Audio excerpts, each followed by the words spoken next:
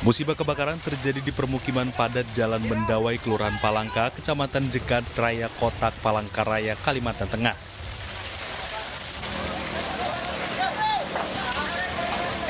Kobaran api melalap sebuah bangunan rumah dan barak 5 pintu yang seluruhnya berkonstruksi dari bahan kayu dan jarak yang sangat dekat. Sementara tim pemadam kebakaran yang tiba di lokasi sempat terkendala melakukan pemadaman karena akses jalan yang sempit menuju titik kebakaran. Menurut warga, api pertama kali muncul dari salah satu barak yang tengah ditinggalkan penghuninya namun tidak diketahui penyebabnya. Kurang dari 1 jam, kobaran api akhirnya berhasil dipadamkan dengan menerjunkan sejumlah mobil damkar milik pemerintah Kota Palangkaraya. Barak 5 pintu, rumah satu. Rumah satu. Ya. Asal api dari mana, Pak? Dari barak. Dari barak. Ya. Barak yang bagian mana, Pak? Nggak tahu kita bagian mana, soalnya aku kan di belakang tadi. Itu ada berpenghuni yang terbakar? Penghuni 2 pintu. Oh, 2 yang dihuni. Iya, 2 pintu barak. Kita dengar bunyi ledakan apa? Nggak ada. Meski tidak ada korban jiwa dalam peristiwa kebakaran ini, namun kerugian ditaksir mencapai puluhan juta rupiah. Dari Palangkaraya, Kalimantan Tengah, Ade Sata, iNews melaporkan. Pemirsa, kita awal informasi pagi hari ini terkait dengan polisi menggerebek rumah kurir sabu di salah satu perumahan di Palopo, Sulawesi Selatan. Dari penggerebekan ini, polisi menyita 10 paket sabu dengan berat setengah kilogram.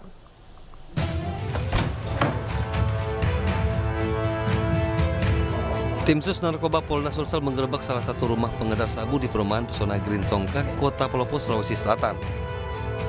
Penggerebekan ini berawal dari informasi mengenai adanya narkotika yang dikirim dan hendak diecerkan oleh pelaku. Saat didobrak, polisi menemukan seorang pelaku yang diketahui bernama Marzuki alias Uki. Polisi langsung melakukan penggeledahan dan menemukan 10 paket plastik klip sabu dengan total berat setengah kilogram.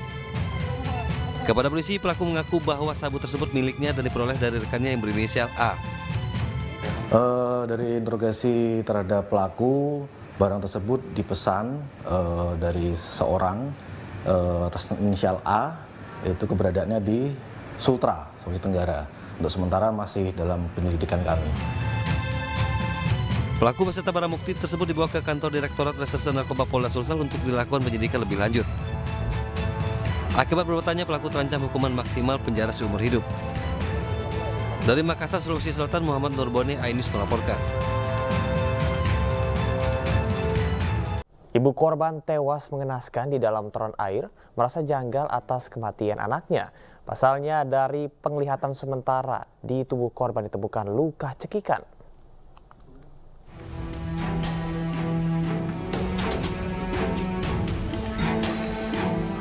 Suasana duka menyelimuti kediaman ibunda dari Devi Karmawan, korban tewas dalam toren salah satu rumah di Gang Simak, Pondok Aren, Tangerang Selatan, Banten.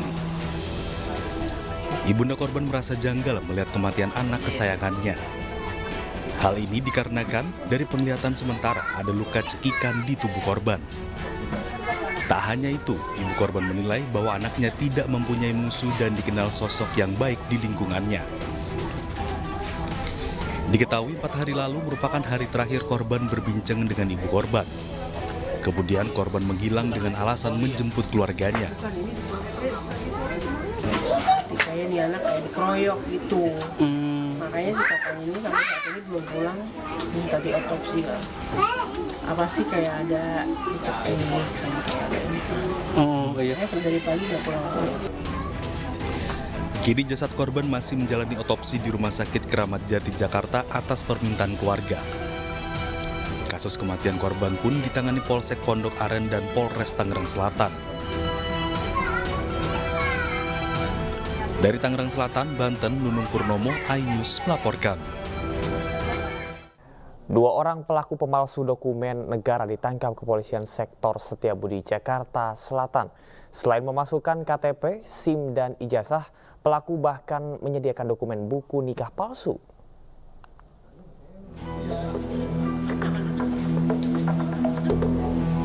Dua tersangka berinisial TH dan PR hanya bisa pasrah saat ditangkap unit reskrim kepolisian sektor Setiabudi, Jakarta Selatan terkait pemalsuan dokumen negara.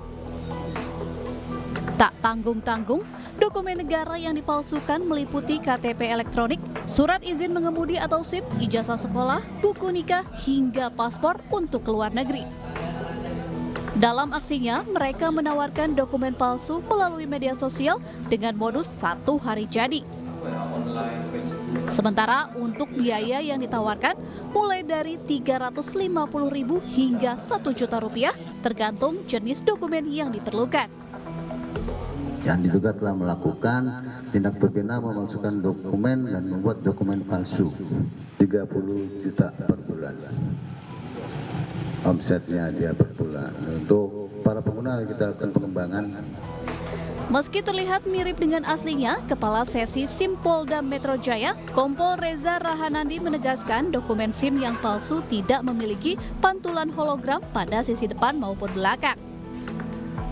Atas aksinya, kedua pelaku dijerat pasal tentang pemalsuan surat yang dapat menimbulkan kerugian negara dengan ancaman di atas 5 tahun penjara. Dari Jakarta, Helmi Sajangbati, iNews melaporkan. Seorang wanita nekat mencuri motor milik warga di Sukma Jaya, Kota Depok, Jawa Barat terekam kamera pengawas.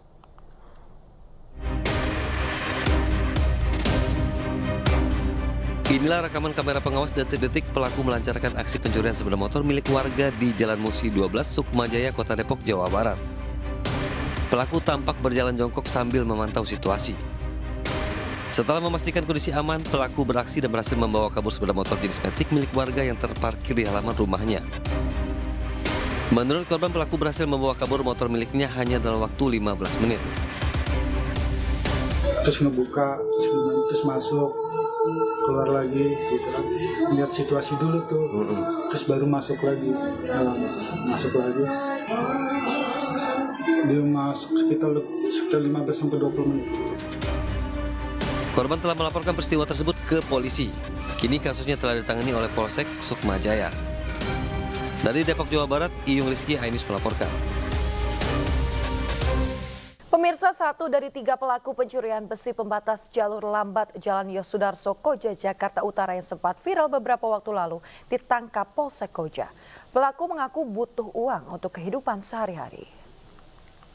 Nih ambil besi pembatas tuh, dipotong, terus diambil tuh, ini orangnya nih. Pelaku aksi viral pencurian besi pembatas jalur lambat Jalan Yosudarso Koja, Jakarta Utara yang terekam video amatir warga berhasil ditangkap polisi. Berkat rekaman video yang viral di media sosial, Polsek Koja langsung mengidentifikasi ciri-ciri pelaku. Setelah mengintai selama sepekan, seorang pelaku yang bernama Mariono, 50 tahun warga Pelumpang, diringkus petugas di rumah kontrakannya di Cilincing, Jakarta Utara. Diketahui para pelaku mencuri besi pembatas jalan sepanjang 5 meter dengan cara melepas baut pengait lalu mengangkutnya menggunakan gerobak untuk dijual kembali. Kami kembangkan lagi ke tetangga pelaku dan ada yang kenal. Dari situ kami yakin bahwa rumahnya ada di situ, sehingga kami melakukan pembuntutan, pengintaian kurang lebih selama seminggu dan berhasil kita amankan. Mereka ada 3, 1 tadi sudah kita amankan. Pemirsa, sejumlah massa gelar aksi di depan Gedung Merah Putih KPK Jakarta pada Selasa siang meminta KPK mengambil alih kasus korupsi. Pemirsa, KPK diminta mengambil alih kasus korupsi proyek pipanisasi air bersih di Kabupaten Tanjung Jabung Barat tahun anggaran 2008 hingga 2010 yang merugikan keuangan negara ratusan miliar rupiah. Permintaan diserukan massa aksi dari Aliansi Masyarakat Peduli Kebijakan Publik. Massa juga meminta KPK mengusut dan melakukan pemeriksaan komprehensif termasuk pelacakan aliran dana lebih lanjut. Proyek pipanisasi sepanjang 34 km merupakan proyek multi-years yang bersumber dari APBD dan juga APBN, totalnya mencapai 408 miliar rupiah. Sepertinya ada permainan yang di antara komisi.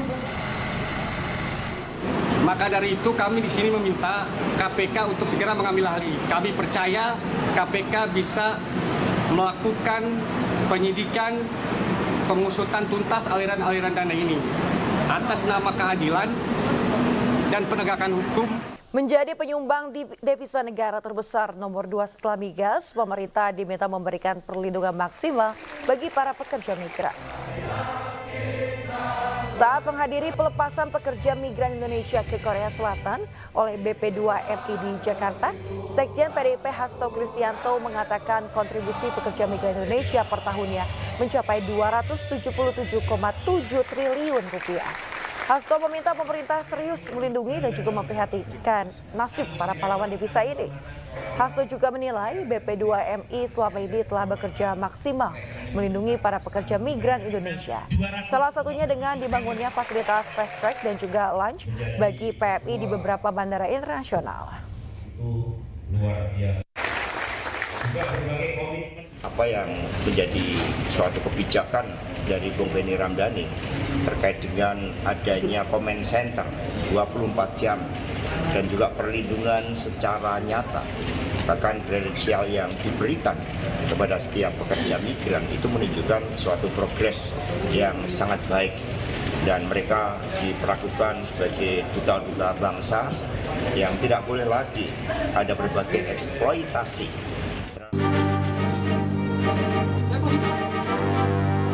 Inilah Peggy Setiawan, satu DPO pelaku pembunuhan Vina dan Eki yang dihadirkan Polda Jawa Barat. Dalam rilis resminya sejumlah informasi mengejutkan disampaikan. Yang pertama, sebelumnya polisi merilis 3 DPO. Namun dalam konferensi pers Polda Jawa Barat hari ini, DPO hanya 1 orang. Dan total pelaku berjumlah 9 orang. 5 keterangan berbeda dari tersangka itu ada yang menerangkan 3. Ada lagi menerangkan 3 dengan nama berbeda. Ada yang menerangkan 5, ada yang menerangkan 1. Setelah kami melakukan penyidikan lebih mendalam, ternyata 2 nama yang disebutkan selama ini itu hanya asal sebut. Jadi tidak ada tersangka lain. Namun apabila nanti di kemudian hari muncul tersangka lagi, ya kami akan periksa. Tetapi sejauh ini fakta di dalam penyidikan kami, tersangka atau DPO adalah 1, bukan 3. Jadi semua tersangka jumlahnya 9, bukan 11. Yang kedua, Peggy Setiawan tinggal di kos di Bandung dan menggunakan nama samaran Robi Irawan. PS adalah keponakannya. Hal ini dikuatkan dengan keterangan pemilik kos yang sudah kita minta keterangan. Demikian juga nama sudah diganti, bukan lagi PS tetapi menggunakan nama Robi. Yang ketiga, polisi juga menyinggung modus operandi dugaan pemerkosaan terhadap korban Vina. Modus operandi melakukan tindak pidana turut serta melakukan pembunuhan berencana dan turut serta melakukan perbuatan kekerasan, memaksa anak melakukan persetubuhan dengannya terhadap korban atas nama Rizky dan atas nama Vina dengan menggunakan alat berupa kayu, batu, dan senjata tajam sampai meninggal dunia. Keempat, Peggy Setiawan terancam vonis hukuman mati hingga pidana seumur hidup. Junto pasal 55 ayat 1 ke 1 KUH pidana dengan ancaman pidana mati, seumur hidup, dan paling lama 20 tahun. Kelima, polisi menegaskan tidak ada keterlibatan pejabat-pejabat tertentu dalam peristiwa ini. Tidak ada nama pejabat terlibat di sini. Kami sangat kooperatif dan transparan terkait penyidikan ini. DPO ya hanya 1, PS. Terkait dengan apapun yang disampaikan itu terserah silahkan, tetapi kami tetap berpegangan atau berpatokan kepada fakta penyidikan. Tim Liputan iNews melaporkan.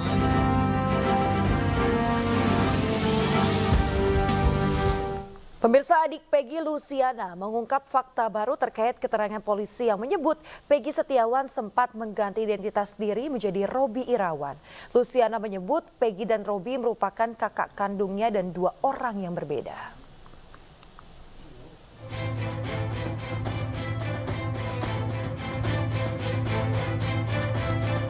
Adik Peggy Setiawan, Luciana, memenuhi panggilan polisi untuk dimintai keterangan terkait dugaan keterlibatan Peggy Setiawan dalam kasus pembunuhan Vina dan Eki. Luciana diperiksa sekitar 4 jam dan dicecar 28 pertanyaan di Polres Cirebon oleh penyidik dari Polda Jawa Barat. Salah satu yang ditanyakan penyidik adalah terkait keluarga dan keseharian tersangka Peggy Setiawan.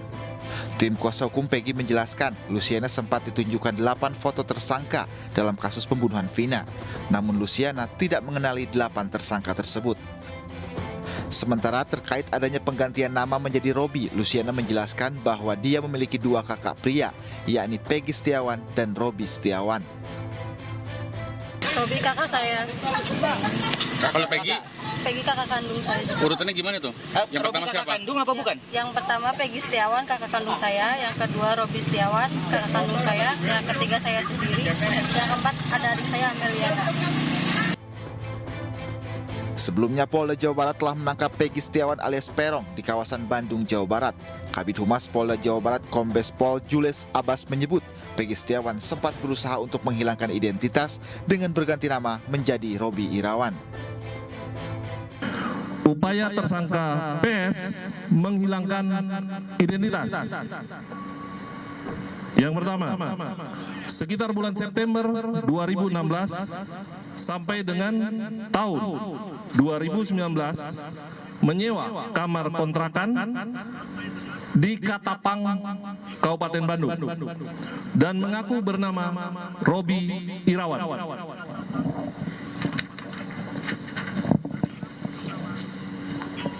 Dikenalkan oleh A. Saprudi kepada Tuti Jubaida adalah sebagai keponakannya yang bernama Robi.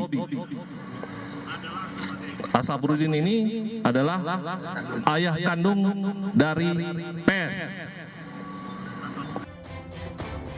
Dalam kasus ini polisi juga telah menghapus 2 nama buronan dalam kasus kematian Vina dan Eki yang sempat dirilis Polda Jawa Barat.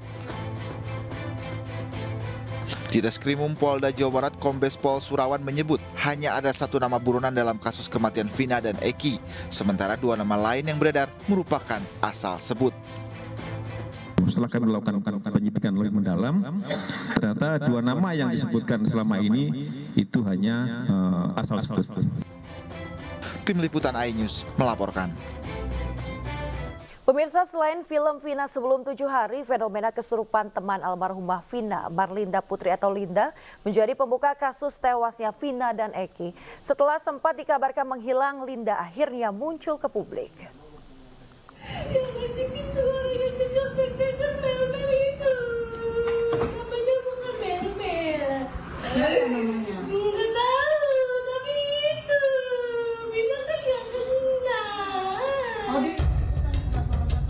Teman almarhumah Vina, Marlinda Putri atau Linda, akhirnya muncul ke publik. Linda sangat menyayangkan banyak isu berkembang di media sosial yang merugikan dirinya. Menurut Linda, dirinya tidak mengenal dekat Vina. Dirinya hanya bertemu 4 kali dengan Vina dan baru 1 tahun mengenal Vina. Memang Linda ini bukan orang yang dianggap sahabat si almarhum, hanya kenal satu tongkrongan karena cowoknya sama pacarnya Linda dengan si Eki dulu satu geng motor. Lalu, bagaimana Linda bisa dirasuki arwah Vina?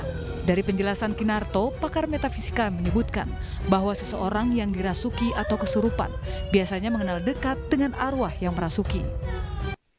Apa yang disampaikan Linda itu bagian daripada proses yang dikatakan clairaudience, yaitu intuisi. Intuisinya Linda yang jernih, yang mampu menangkap perasaan kata-kata melalui telinga, kemudian dimanifestasikan melalui mulut. Ya, jadi gabungan clairsentient sama clairaudience. Nah, ini bukan merupakan suatu bukti, namun suatu indikasi.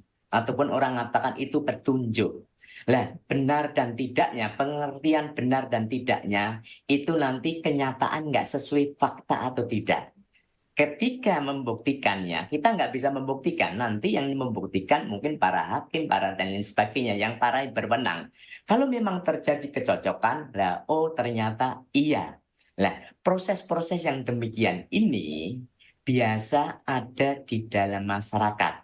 Namun dengan bersyarat. Pertama, bahwa orang yang seperti Linda itu pasti syaratnya punya kepekaan, indera kepekaannya tinggi, empatinya tinggi. Namun kalau sesering mungkin mengalami demikian, kadangkala orang demikian itu malah merasa galau. Dalam kasus Linda dan Vina, Linda itu mampu merasakan penderitaan temannya. walaupun pada saat itu Linda dan Vina berjauhan tempatnya. Dari penjelasan itu, apakah Linda kesurupan karena merasa empati terhadap almarhumah Vina? Atau memang Linda mengetahui sesuatu dari kasus ini? Meski sudah ditetapkan sebagai tersangka dalam kasus pembunuhan sejoli Vina dan Eki, Peggy Setiawan alias Peron membantah terlibat dalam kasus tersebut. Bahkan teman Peggy Suharsono mengaku siap untuk membela temannya tersebut.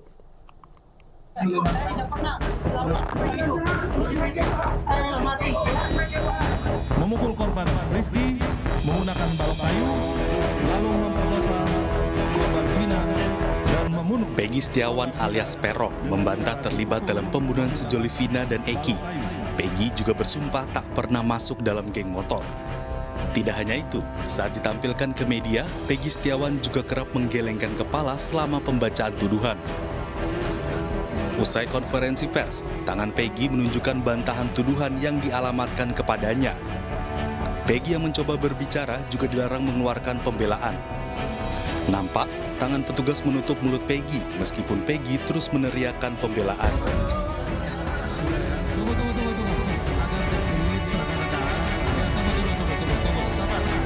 Saya tidak pernah saya mati.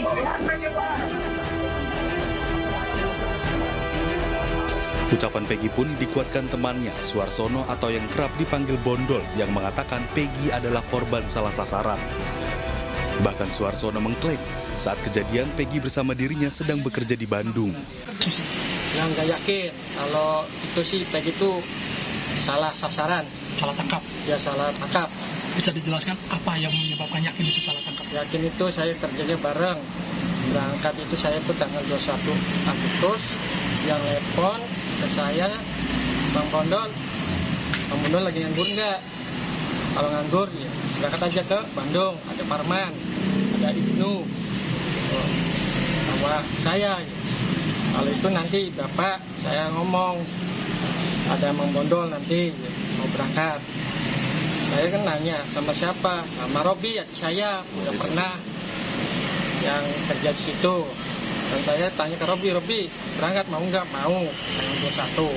Terus sampai sana, kerja di Bandungnya saya lupa namanya, ke rumahnya, bikin rumahnya Pak Aceng.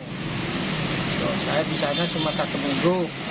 Pas gajian tanggal 27 Agustus 2016, saya pulang, nggak peta. Saya ngomong sama Peggy, Arman, Ibnu, sama Robi. Man, Peg, saya nggak peta lah, saya mau pulang. Ngomongin sama Pak Rudinya. Ya nanti gampang. Yo, ya Bang Bondol, saya nganter. Sampai di jalan raya aja ya, naik angkot. Sampai udah angkot datang, saya naik, yang nganter Robi, Ibnu, sama si Peggy.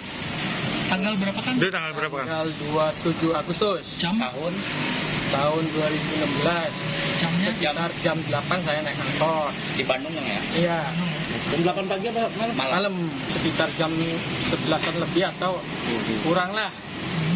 Sampai ke Cirebon di kilometer 202. Turun saya di kolong jembatan. Iya, kolong jembatan. Kolong jembatan alur. TKP itu ya. Iya. Terus saya jalan kaki. Naik ke atas. Iya, jalan kaki dulu di bawah. Di bawah lihat ada polisi atau orang yang naik lihat. Waktu itu adalah kejadian kecelakaan. Info awalnya. Sebaliknya, Aep, saksi kasus Vina, mengaku melihat Peggy berada di lokasi kejadian pada 27 Agustus 2016 silam.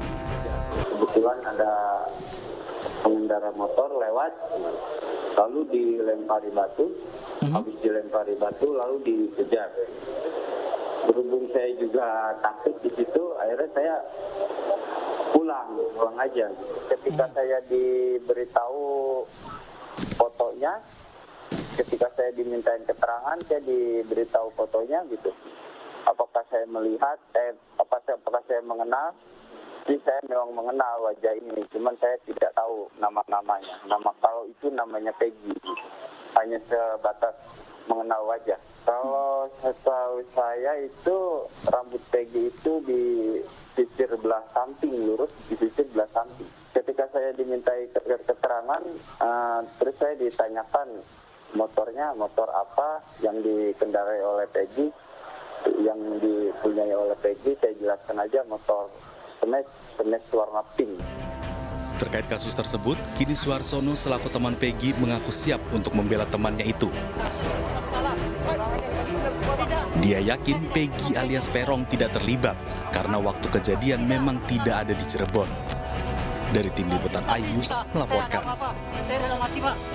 Pemirsa, ya, Peggy Setiawan Rudi Irawan mendatangi rumah ibunda Peggy di Desa Kepongpongan, Kecamatan Talun, Kabupaten Cirebon, Jawa Barat pada Selasa sore. Orang tua kandung Peggy menawarkan kuasa hukum untuk mendampingi Peggy sekaligus menegaskan keberadaan Peggy saat terjadinya pembunuhan Vina.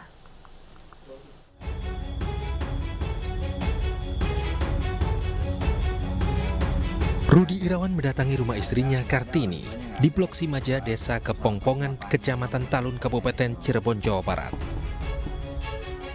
Ayah kandung Peggy Setiawan alias Perong menemui Kartini untuk menawarkan kuasa hukum sekaligus perlindungan kepada istri dan 4 anaknya.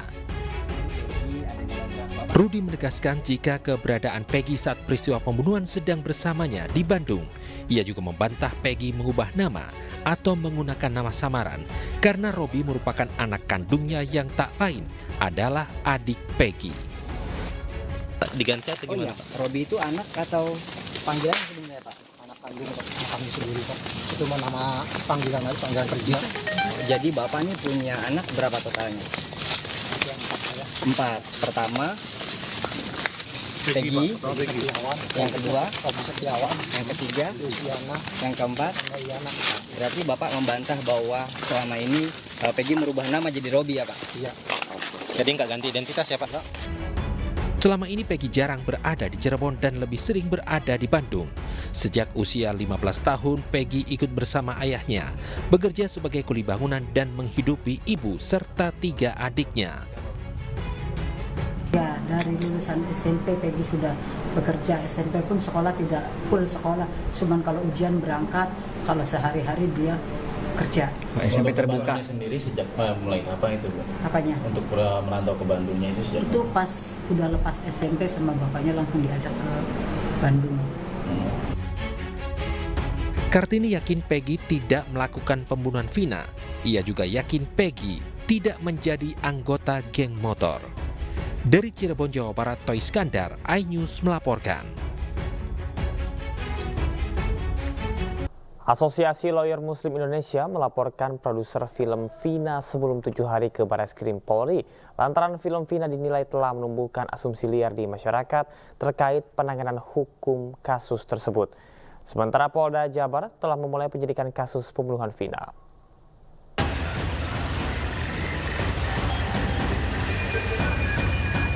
Asosiasi Lawyer Muslim Indonesia atau ALMI mendatangi Barreskrim Polri melaporkan produser film Vina sebelum 7 hari yang saat ini sedang viral di tengah masyarakat. Sebelum pelaporan diterima, Barreskrim menyarankan kepada pihak pelapor untuk berkonsultasi terlebih dahulu kepada Komisi Penyiaran.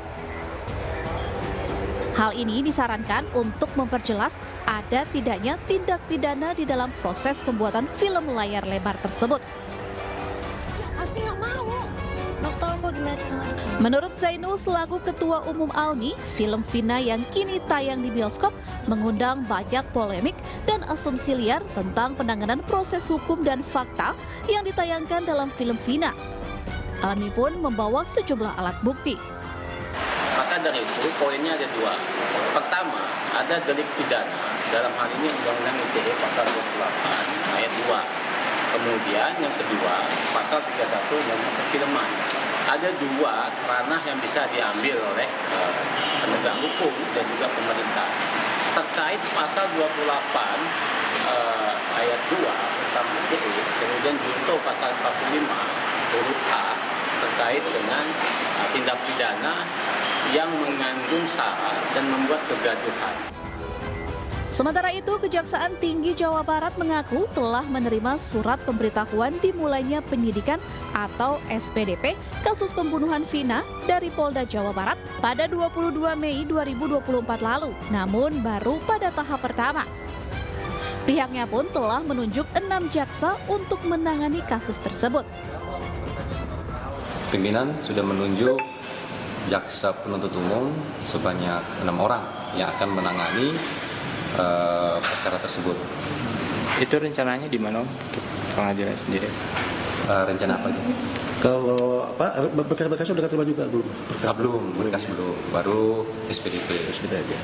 Kira-kira berapa minggu tuh Bang sampai juga berkas ATP sama SOP 21-nya? Ya, kita lihat nanti dari pengiriman berkas perkara tahap 1. Terkait adanya penolakan dari tersangka Peggy yang menyangkal dirinya tidak melakukan pembunuhan tersebut, pihak kejaksaan tidak menjadikan pernyataan tersebut sebagai masalah karena pengakuan tersangka bukan satu-satunya dasar untuk menjadikan seseorang sebagai tersangka. Tim Liputan iNews melaporkan.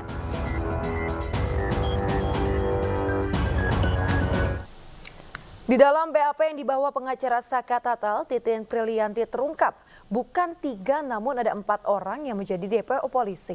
Pengacara Saka juga menyampaikan bahwa pelapor sudah punya daftar DPO sebelum pelaku diperiksa. Ini untuk pertama kali eksklusif ini. Mohon maaf saya pinjam sebentar Bu ya. Ini adalah BAP, kemudian juga ada penuntutan, ada juga vonis. Oh ini BAP semua Bu? Oke, ini bahkan ini BAP, ini yang ada yang lain juga ya di penuntutan dan sebagainya. Ini BAP saja, yang lain ada di situ. Tapi saya ingin membacakan sedikit. Ini BAP tahun 2016. Dan di sini sudah termaktub atau tertulis DPO atau daftar pencarian orang, pakai mic boleh Bu ya. Yang kemudian ada di BAP ini. Saya bacakan boleh izin Bu? Ini karena sudah inkrah jadi boleh saya bacakan ya BAP-nya. Atau Ibu yang bacakan? Silakan. Jadi ada 4 di sini. Yang pertama nomor 6 ya, Andika. Ya. Laki-laki 23 tahun alamat Banjarwangunan. Yang ke-7 Andi, laki-laki 23 tahun. Ini pada kejadian ya 23 tahun, alamat Banjarwinangun Cirebon. Nomor 8 Dani, laki-laki 20 tahun, alamat Banjarwinangun Cirebon. Ya. Yang ke-9 Peggy ALS atau alias Perong, laki-laki 22 tahun, Banjarwinangun Cirebon. Ya. 4 orang ini buronan. Betul, berdasarkan BAP. Bisa ceritakan soal itu, Bu? Kalau saya dari dulu pengacara yang mendampingi 8 orang ini tidak pernah tertarik membahas BAP, tidak pernah tertarik membahas DPO. Karena apa? DPO itu dibuat oleh pelapor, sudah ada Pelapornya siapa? Pelapornya Bapak Rudiana, ayah korban, ayah Eki. Membuat berita acara pemeriksaan sebagai saksi pada hari Rabu tanggal 31 Agustus 2016 sekitar pukul 18.30 sudah mencantumkan 4 DPO. Sementara pelaku pertama diperiksa dalam BAP itu pada tanggal 31 Agustus pukul 20.20. Jadi bagaimana para pengacara yang hadir di situ udah mikir DPO karena pelapor sudah punya DPO sebelum pelaku diperiksa. Pelapor sudah punya DPO, Pak Rudiana ini berdasarkan itu sudah punya DPO sebelum pelaku diperiksa. Ya. Sebelum pelaku ini yang 8 orang ini termasuk 7 yang masih di penjara sekarang ya. Ya. Dari mana Ibu bisa simpulkan itu? Dari BAP ini Mas, ini semua faktanya ada di sini. Mantan penyidik Barreskrim Polri Brigjen Pol Purnawirawan Yosep Hasri Suwarti menyatakan BAP bisa berubah di pengadilan. Hal ini karena terungkapnya fakta-fakta baru yang diperoleh dari para saksi di persidangan. Berita acara bukan alat bukti. Itu hanyalah catatan. Berita acara bukan alat bukti. Bukan alat bukti. Kalaupun dia masuk alat bukti, barangkali bukti surat, tapi itu bukan alat bukti dalam kasus. Alat bukti adalah keterangan saksi di depan sidang pengadilan. Keterangan ahli di depan sidang pengadilan. Kalau tidak di depan sidang pengadilan, itu menjadi surat. Keterangan ahli, surat, visum, orangnya sudah disumpahkan.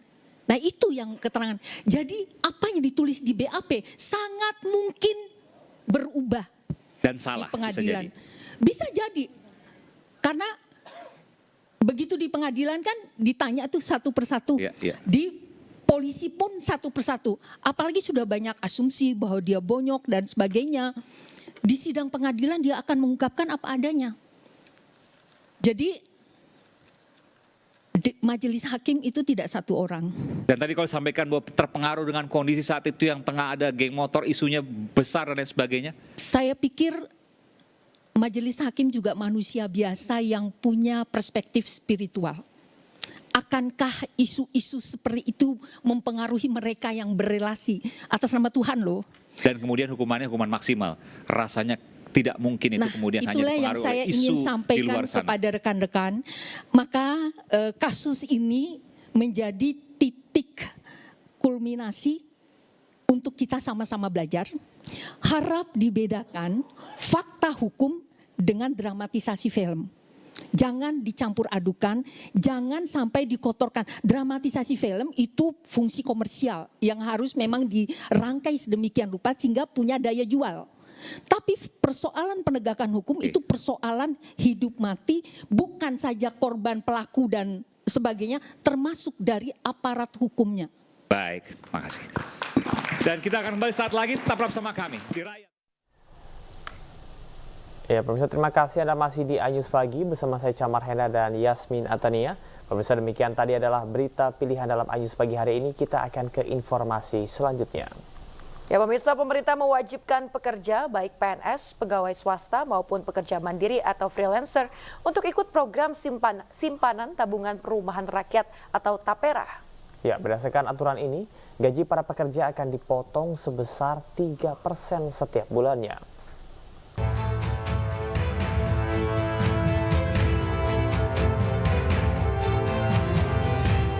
Masyarakat Indonesia belakangan ini dihebohkan dengan aturan pemotongan gaji untuk simpanan TAPERA atau tabungan perumahan rakyat. Potongan simpanan TAPERA tercantum dalam peraturan pemerintah atau PP nomor 21 tahun 2024 tentang perubahan atas PP nomor 25 tahun 2020 tentang penyelenggaraan TAPERA. Tujuan simpanan TAPERA adalah untuk membantu pembiayaan perumahan bagi para pekerja. Pekerja yang wajib menjadi peserta adalah pekerja dengan usia minimal 20 tahun atau sudah menikah dan memiliki penghasilan paling sedikit sebesar upah minimum peserta TAPERA. Pekerja yang dimaksud adalah PNS, ASN, TNI Polri, pegawai BUMN, pekerja swasta, dan pekerja mandiri atau freelance. Besaran simpanan TAPERA ditetapkan sebesar 3% dari gaji. Untuk peserta pekerja, 0,5% akan ditanggung pemberi kerja dan 2,5% sisanya ditanggung pekerja. Sementara untuk pekerja mandiri atau freelance, menanggung beban potongan seluruhnya sesuai penghasilan yang diterima.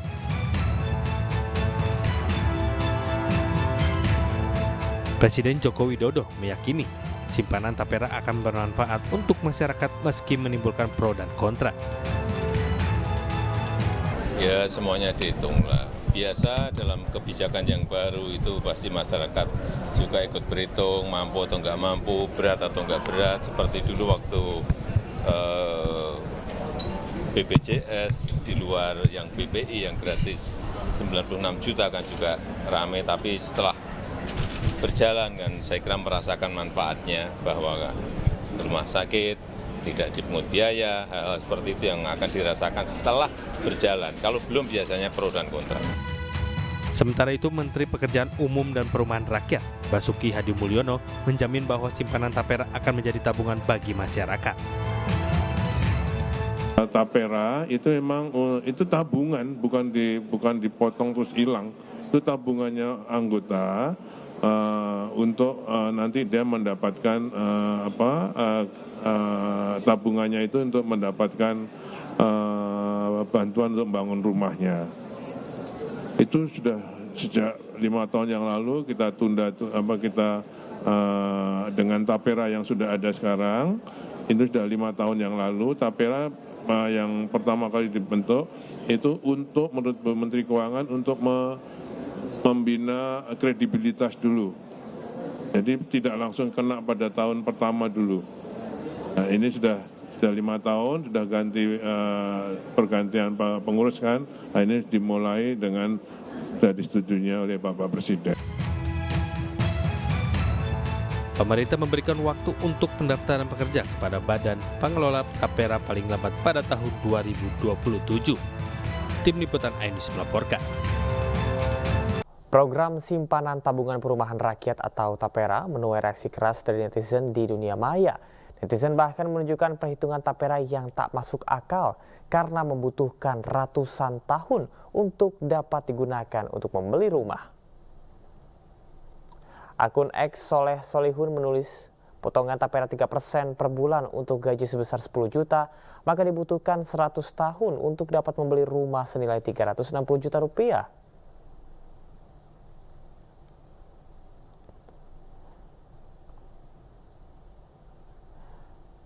Sedangkan di Instagram, netizen mengunggah gambar seekor sapi kurus kering untuk menunjukkan kesusahan rakyat akibat kebijakan pemerintah.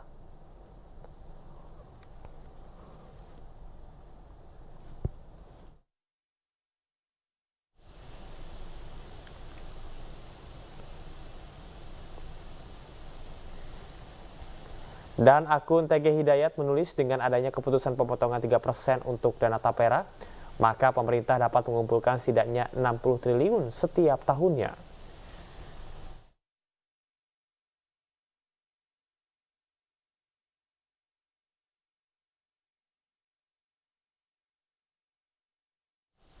Pemirsa, tidak hanya di dunia maya, aturan program simpanan tabungan perumahan rakyat atau Tapera juga menuai pro dan kontra di kalangan pekerja.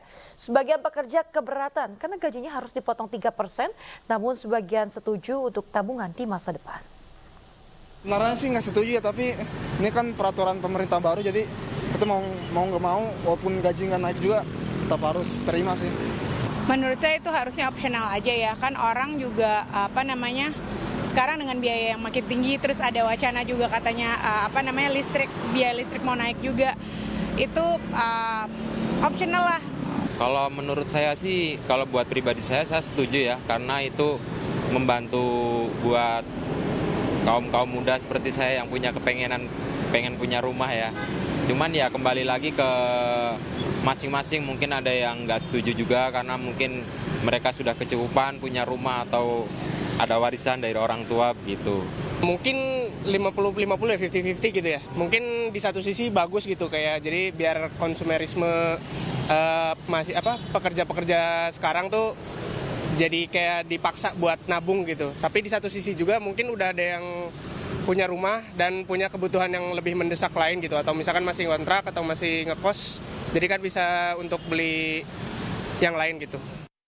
Kebijakan pemotongan gaji untuk simpanan tabungan perumahan rakyat dinilai cukup memberatkan, baik bagi pekerja swasta dan bahkan pekerja mandiri atau freelancer. Apalagi kebijakan ini dilakukan tanpa sosialisasi terlebih dahulu dari pemerintah. Memang kebijakan PP 21 itu memang jujur membebani masyarakat ya, sangat bagi masyarakat. Karena di dalam PP 21 itu tidak saja mengatur bagi mereka yang bekerja di perusahaan, itu karyawan tetap ya, tetapi juga mengatur yang mandiri atau dalam kategori freelance. Nah itu yang menurut saya agak memberatkan itu. Kalau yang kategori karyawan itu yang di bawah perusahaan, itu kan ada tanggung jawab perusahaan kan, karena di situ ada 0,25 lah atau berapa gitu, dari 3%. Misalnya kalau UMP Jakarta ini 5 juta, berarti dia harus membayar 150.000. 150.000 itu berarti yang karyawannya membayar 125.000, sementara yang 25.000 ditanggung oleh perusahaan. Nah, cuman ini kan perusahaan jadi berat juga. Kalau karyawannya sampai 1.000 misalnya nanggung seperti itu, apakah itu akan efektif aturan itu? Kemudian bagi karyawan mandiri yang freelance yang berat sekali harus menanggung sendiri tanpa ada keringanan-keringanan. Nah, kalau ini berlanjut tentu kemudian berat bagi kategori terkait dengan tumpang tindihnya aturan sebelumnya, karena kita ada jam sostek ya atau BPJS. BPJS Ketenagakerjaan. Nah, itu kita juga dapat potongan kan, Pak? Nah, itu kan ada potongannya, apalagi mereka yang ngambil untuk renovasi rumah, untuk apa ya dapat rumah juga KPR, yang sudah punya KPR gimana? Apakah termasuk dia harus juga wajib di situ juga gitu, harus membayar. Ini kan sesuatu yang menurut saya juga agak rumit gitu ya, dimana kemudian nggak mungkin seorang karyawan dibebani dua kewajiban itu, sementara ada kewajiban yang lain seperti BPJS gitu. Yang ya ketika saya melihat ini Mas, ini jadi tidak populer menjadi pro kontra karena apa? Karena ini tanpa sosialisasi dulu. Jadi ujuk-ujuk itu langsung diterapkan gitu ya, Pak ya. Diterapkan gitu. Jadi masyarakat kaget kan gitu, kaget karena apa? Karena selama ini berlaku bagi ASN memang yang 2020 atau diterapkan sejak 2021 itu. Itu maklumi karena ASN itu sifatnya gajinya tetap gitu lah, artinya memang rutin. Nah, pertanyaannya bagi mereka yang mandiri ini bagaimana mau rutinnya itu gitu kan sesuatu yang Pemirsa, fenomena pengemis yang membludak di DKI Jakarta tengah jadi sorotan di media sosial. Di Mampang Perapatan Jakarta Selatan misalnya, pemirsa, puluhan pengemis mangkal setiap malam demi mendapat uang sumbangan yang jumlahnya tidak sedikit.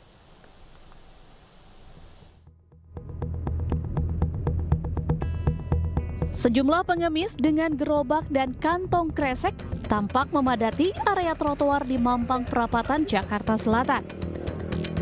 Salah seorang warga mengaku, para pengemis ini biasanya mulai mangkal pukul 11 malam hingga 2 dini hari.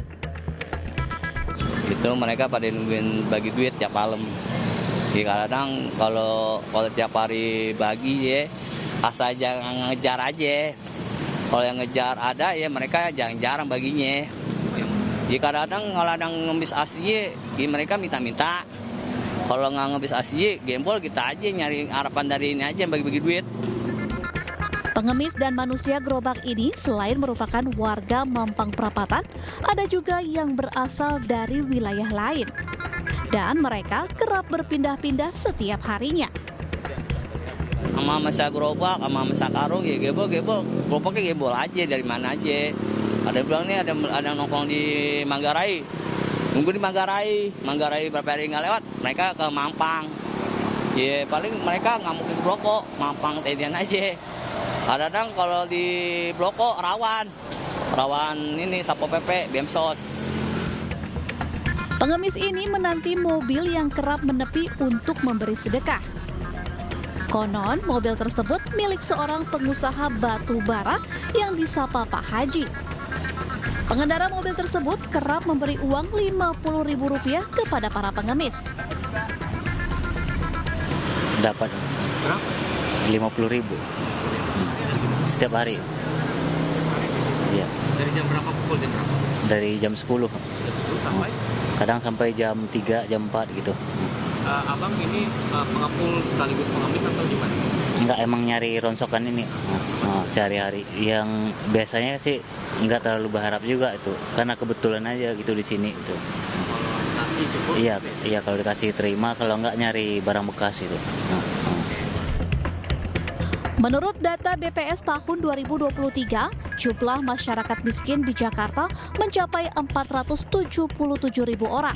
Hal ini tentu menjadi pekerjaan rumah yang harus diselesaikan oleh pemerintah Provinsi DKI Jakarta. Dari Jakarta, Sahreza Zanski, Rama Romadona, iNews melaporkan. Pemirsa, Badan Pengawasan Keuangan dan Pembangunan atau BPKP menggelar Expo Pengawasan Intern 2024 di Jakarta. Acara ini dilaksanakan untuk membangun keselarasan independensi pengawasan dan juga akselerasi pembangunan.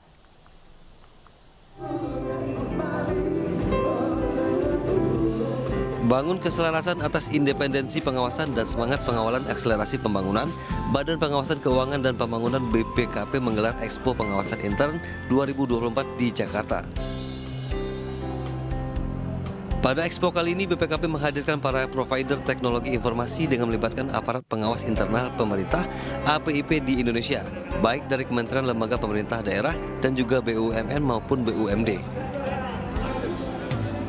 Kegiatan ini bertujuan untuk menyampaikan informasi kepada publik bahwa pengawasan intern hadir untuk mengawal akuntabilitas dan efektivitas negara, daerah serta pembangunan nasional. Jadi salah satu peran utama seorang APIP, keunggulannya dibandingkan instansi lain adalah kami memiliki independensi. Artinya saat melakukan audit, pengawasan atau evaluasi, itu yang kami lakukan betul-betul apa yang terjadi dan itulah yang kami laporkan. Itu berbeda dengan mungkin yang lain yang mungkin ada keterkaitan dengan yang diaudit. Kalau kami benar-benar independen sehingga kami bisa objektif untuk menilai segala sesuatunya. Dan tujuannya objektif itu adalah untuk percepatan pembangunan sebagaimana arahan Bapak Presiden dalam Rakorwasin yang lalu, yang kita harus fokus kepada impact apa yang harus dirasakan oleh masyarakat. Expo Pengawasan Intern 2024 diharapkan mampu berperan sebagai media bagi KLP dan BUMN, BUMD untuk menampilkan kontribusi pembangunan nasional dan peran aparat pengawas internal pemerintah APIP selama 5 tahun terakhir. Dari Jakarta, Rizky Ihwal, iNews melaporkan. Pemirsa, DPW Partai Perindo Kalimantan Selatan terima berkas pendaftaran bakal calon Bupati Tabalong, Haji Nur Hasani. Nur Hasani berkomitmen merangkul semua partai non-parlemen demi sebuah kebersamaan untuk Tabalong lebih maju.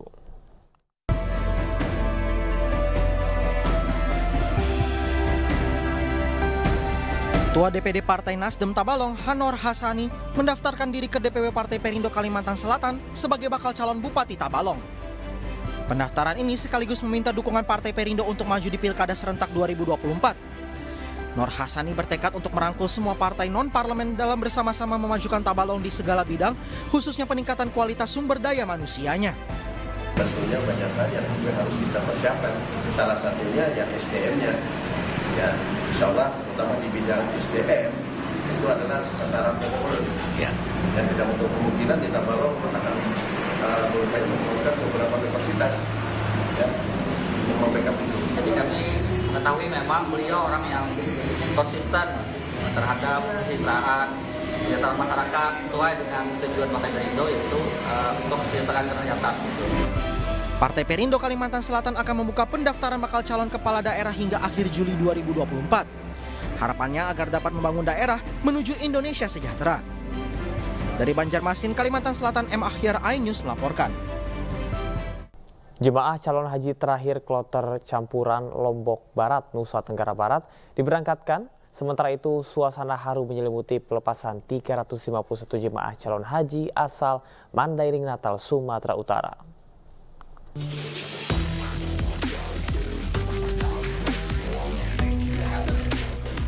Jemaah calon haji campuran diberangkatkan Kementerian Agama di Lombok Barat, Nusa Tenggara Barat.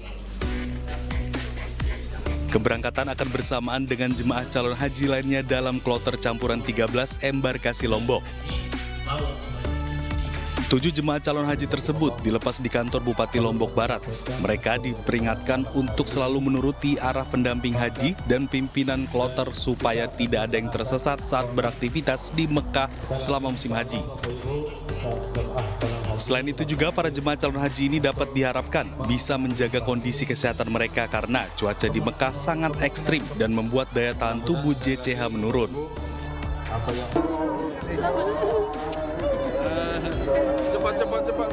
Sementara itu, ribuan warga memadati pelataran Masjid Agung Nur Ala Nur, Panyabungan, Mandailing Natal, Sumatera Utara, melepas keberangkatan keluarga dan kerabatnya yang akan diberangkatkan ke Tanah Suci untuk menunaikan ibadah haji.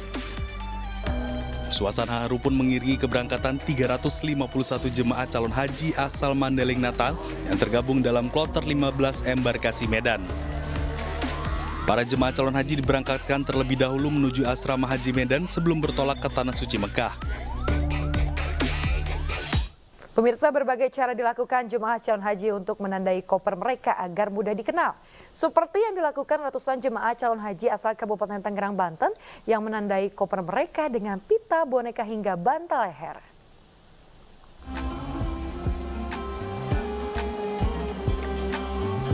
Sejumlah jemaah calon haji di Kabupaten Tangerang, Banten memberikan berbagai macam tanda unik yang dikaitkan pada koper mereka untuk memudahkan mencari koper saat di Tanah Suci. Pemandangan itu terlihat saat pelepasan ratusan jemaah haji di Masjid Al-Amjad, Tiga Raksa. Selain memberi pita dengan berbagai warna, adanya juga calon haji yang mengaitkan kopernya dengan benang rajut yang dibuat bundar nama, dan foto hingga bantal leher. Rombongan 7. Jadi rombongan 7 ini warnanya oranye.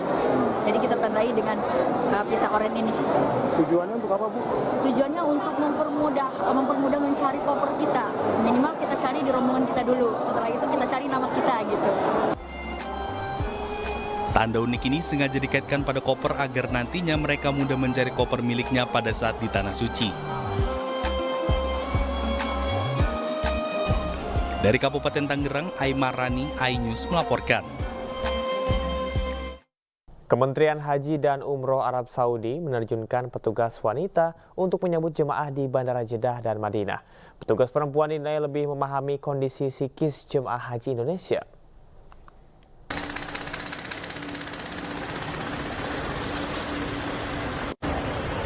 Inilah para petugas perempuan yang siap menyambut kedatangan jemaah haji Indonesia setibanya di Tanah Suci. Ratusan pegawai perempuan ini selalu siap melayani jemaah dengan senyum dan sikap yang ramah. Ada yang bertugas menyambut kedatangan, memeriksa paspor jemaah, bahkan ada yang mengemudi mobil golf untuk mengantar jemaah lansia. Mereka dinilai peduli dan efektif dalam melayani jemaah yang kelelahan usai terbang cukup lama. وظيفتنا هي استقبال الحجاج من الصالة ثم يتم فرزهم وتفويجهم إلى الباصات على حسب المسكن والعدد والجنسيات من ثم نسحب جوازات الحجاج لقراءة الجوازات بالزيبرا وقراءة بيانات السائق والباص من ثم يتوجه الحجاج أنا أستطيع السياقة أسوق الحجاج كبار السن بعربة إلى الباص. Tidak sedikit dari para petugas perempuan ini yang baru lulus kuliah. Bekerja di Syarikah Al-Wukala, mereka mengaku termotivasi untuk melayani tamu Allah dari berbagai penjuru dunia. Syarikah Al-Wukala adalah perusahaan milik negara di bawah konsorsium Kementerian Haji dan Umrah Arab Saudi. Sejak tahun 2020, pemerintah Arab Saudi telah memperbolehkan perempuan bekerja di sektor layanan umum serta mengemudikan kendaraan bermotor. Dari Jeddah, Arab Saudi, Suhud Nur Fadli, anggota Media Center Haji 2024 melaporkan.